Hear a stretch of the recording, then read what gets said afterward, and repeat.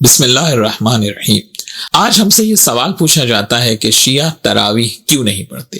اس سوال کا جواب جاننے کے لیے سب سے پہلے ہمیں یہ دیکھنا ہوگا کہ اس سلسلے میں پیغمبر اکرم صلی اللہ علیہ وآلہ وسلم اور اہل بیت علیہ السلام کا کیا موقف ہے، کیونکہ ہم فقط پیغمبر اکرم اور اہل بیت رسول علیہ السلام کے اتباع کے پابند ہیں۔ تراویح کہتے کسے ہیں؟ آج کی عام اصطلاح میں ماہ رمضان المبارک کی راتوں میں نوافل کو جماعت سے ادا کرنا تراویح کہلاتا ہے۔ شیعہ تراویح اس لیے نہیں پڑھتے کیونکہ زمانے رسول میں ایسی کسی نماز کا کوئی تصور موجود نہیں ہے۔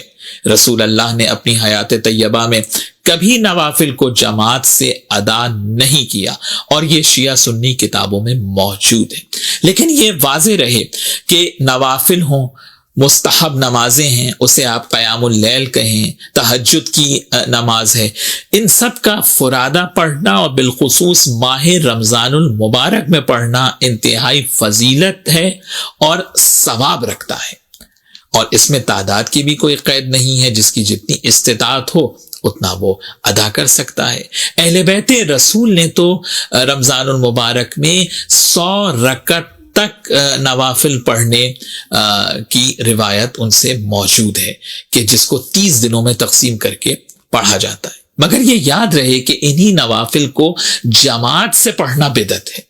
بدعت کہتے کسے ہیں؟ بدعت کی تعریف ہے ادخال ما لیس من الدین فی الدین، جو چیز دین میں نہیں ہے اسے دین میں داخل کرنا بدعت کہلاتا ہے۔ یہ بات بھی جاننا ضروری ہے کہ بدعت کا تعلق عصر جدید کی نئی ایجادات اور اس کے تقاضوں سے قطعا نہیں ہے، بلکہ بدعت سے مراد دین اور شریعت میں ایسی بات شامل کرنا ہے جو دین اور شریعت کا جز نہ ہو۔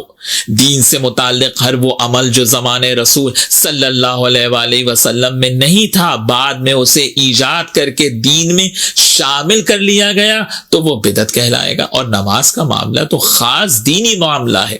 آج میں پہلے مکتب اہل بیت کی کتابوں کے حوالے یہاں پہ دینا چاہتا ہوں۔ مستدرک الوسائل میں ملا حسین نوری نے امام جعفر صادق علیہ السلام کا قول نقل کیا کہ امام صادق علیہ السلام ارشاد فرماتے ہیں کہ میرے جد رسول اللہ صلی اللہ علیہ وآلہ وسلم نے ارشاد فرمایا کہ اے لوگوں، نوافل کو رمضان اور غیر رمضان میں جماعت سے ادا نہ کرو۔ بہار الانوار میں علامہ مجلسی نے امام صادق علیہ السلام کا قول نقل کیا کہ امام نے ارشاد فرمایا کہ رمضان کے دن کا روزہ واجب ہے اور رمضان کی رات میں نوافل کو جماعت سے پڑھنا بدعت ہے۔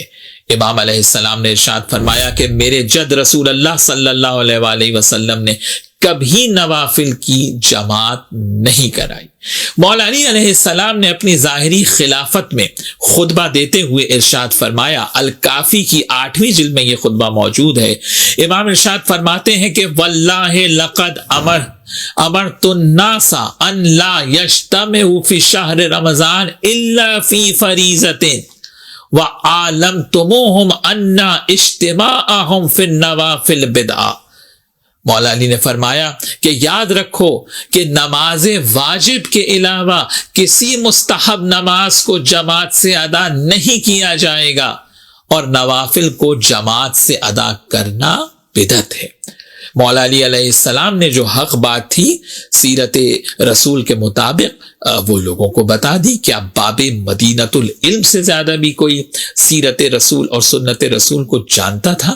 مگر مولا علی نے کسی پر زبردستی نہیں کی، کسی کو زبردستی نہیں روکا، اس آیت کی بنیاد پر کہ جو آیت حضرت فاطمہ زہرا سلام اللہ علیہا نے رسول اللہ صلی اللہ علیہ وآلہ وسلم کے وصال کے بعد اپنے خطبے میں مدینے میں جس آیت کو پڑھا تھا، سورہ ہود کی 28ویں آیت مبارکہ، کہ جس میں ارشاد ہے فَأُمِّيَتْ عَلَيْكُمْ أَنُلْزِمُوكُمُوهَا وَأَنْتُمْ لَهَا كَارِهُونَ۔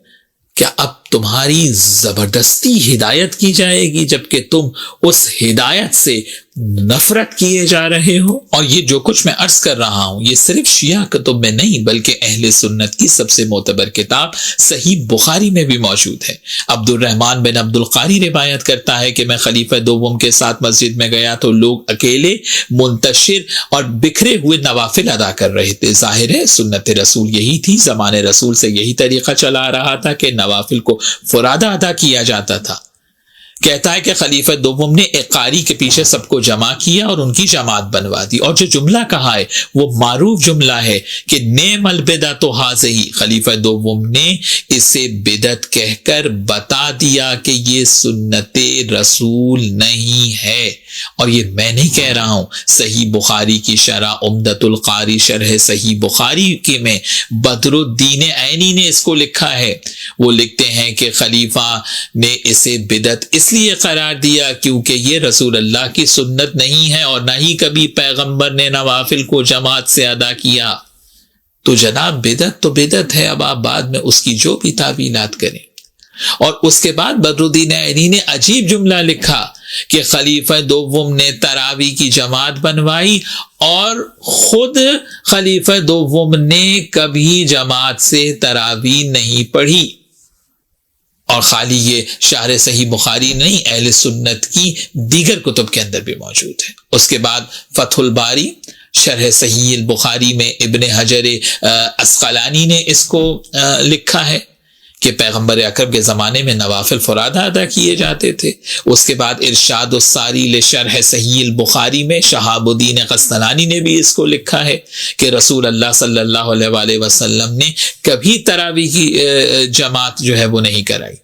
اور صحیح مسلم میں بھی خلیفہ دوم کی روایت موجود ہے، اور اس روایت کے ذیل میں امام نبوی لکھتے ہیں کہ محدثین کی یہ رائے ہے کہ نوافل کا گھر میں فرادہ انجام دینا افضل ہے۔ تو میں یہی کہوں گا کہ ماہ رمضان المبارک میں نوافل کو ادا کریں، مستحب نمازیں ہیں، قیام اللیل کریں، لیکن ایسے انجام دیں جو رسول اللہ صلی اللہ علیہ وآلہ وسلم کی سنت کے عین مطابق ہو۔